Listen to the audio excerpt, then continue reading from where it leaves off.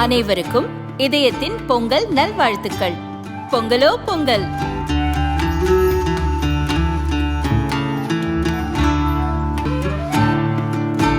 அனைவருக்கும் இதயம் மந்த்ராவின் பொங்கல் தின நல்வாழ்த்துக்கள். பொங்கலோ பொங்கல். டிசம்பர் 31 முதல் ஜனவரி 4 வரை ஸ்மார்ட் மொபைல் வாங்கும் அனைவருக்கும் இலவசம். திமுக கூட்டணியை ஏன் தவிர்க்க வேண்டும், தாவேகா கூட்டணியில் ஏன் இணைய வேண்டும் என்பதை விரிவாக விளக்கி காங்கிரஸ் தலைவர் கார்கே மற்றும் ராகுலுக்கு தமிழக காங்கிரஸ் மாநில நிர்வாகிகள் கடிதம் அனுப்பியுள்ளனர்.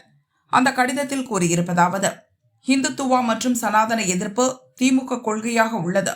இதனால் வட மாநிலங்களில் காங்கிரஸ் வெற்றி பாதிக்கிறது. திமுக கூட்டணியில் இருப்பதால் காங்கிரசும் ஹிந்து விரோத கட்சியாக பார்க்கப்படுகிறது. அப்படி பாரதிய ஜனதா பிரச்சாரம் செய்வதற்கும் வழி கிடைக்கிறது. ஹிந்தியை திமுக எதிர்க்கிறது, ஆனால் ஹிந்தி திணிப்பை தான் எதிர்ப்பதாக பூசி மெழுகும் வகையில் வெளியில் பேசுகிறது.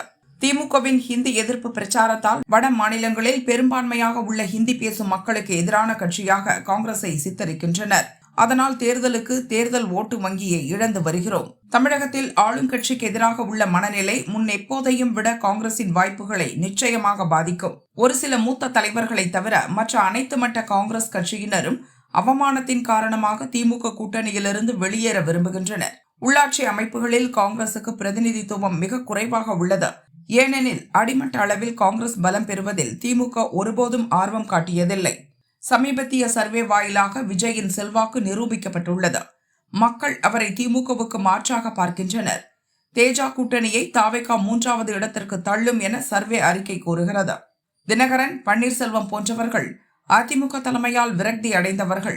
அவர்கள் தாவேகாவுக்கு ஆதரவு அளிக்கும் பட்சத்தில் அதிமுக மூத்த தலைவர்கள், அதிருப்தியாளர்கள் தாவேகா பக்கம் திரும்புவர். இது தாவேகா காங்கிரஸ் கூட்டணியை மேலும் சக்தி வாய்ந்ததாக மாற்றும். திமுக கூட்டணியில் வாங்குவதை விட தாவேகாவில் அதிக இடங்களை பெற முடியும். மிக முக்கியமாக காங்கிரஸ் கட்சி முன் எப்போதையும் விடவும் உள்ளாட்சி அமைப்புகளில் அதிக இடங்களில் வெற்றி பெற்று கட்சியை மீண்டும் புத்துயிர் பெற செய்ய முடியும். தாவேகா அளித்த வாக்குறுதியான அதிகார பகிர்வு வாயிலாக காங்கிரசும் தமிழகத்தில் ஆட்சி அதிகாரத்தில் பங்கேற்க முடியும் என அந்த கடிதத்தில் கூறப்பட்டுள்ளது.